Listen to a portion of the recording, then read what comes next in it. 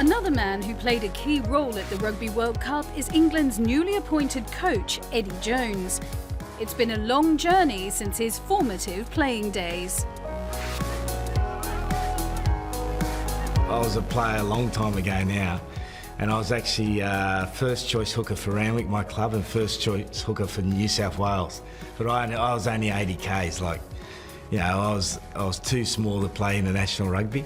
And the guy in second grade, a guy called Phil Kearns, who was, a very good player, he got picked ahead of me to play for Australia. When that happened, I went down to second grade in Randwick, and I was always a little bit chatty, so I used to like to have my say, and the coaches allowed me to coach the team, and that's how it all started.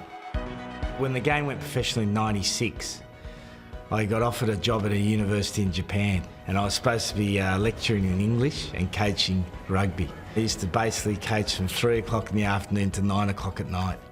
Then from that, I then was lucky. A number of the guys that I played with at Randwick were playing for the Brumbies in the Super Rugby competition, and their head coach, Rod McQueen, got promoted to the Wallabies. And they obviously put in a good word for me, and I ended up getting the Brumbies job, and then 4 years at the Brumbies and then coached Australia. Jones was quick to make an impact and won the 2001 Tri-Nations with Australia in his opening year. By 2003, he'd steered them all the way to the Rugby World Cup final.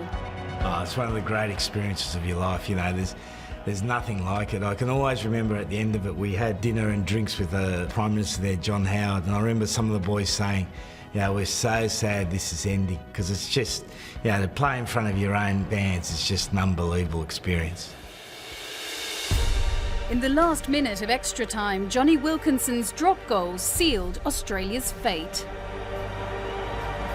The only thing I wanted to do after that World Cup was to win a World Cup, because you get so close. And England certainly deserved to win. We played well, but we just weren't good enough. But, you carry that disappointment for a long time. I'd finished in Australia and I was on my way to start coaching Saracens, and I had a gap of about 2 months. And I got this phone call from Jake White, and he said, why don't you come out, bring the family out, have a bit of fun for a couple of weeks. So I went and did that. So the 2 weeks ended up turning into 4 months, and we turned the silver medal from the 2003 World Cup into a gold medal for the 2007 World Cup. So I was enormously grateful for Jake for the opportunity, and the South African team were a great bunch of boys.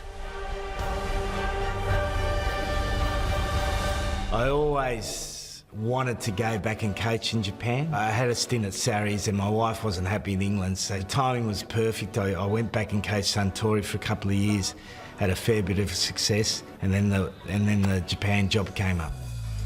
In 3 years with Jones at the helm, Japan climbed to a highest ever 9th position in the World Rugby rankings.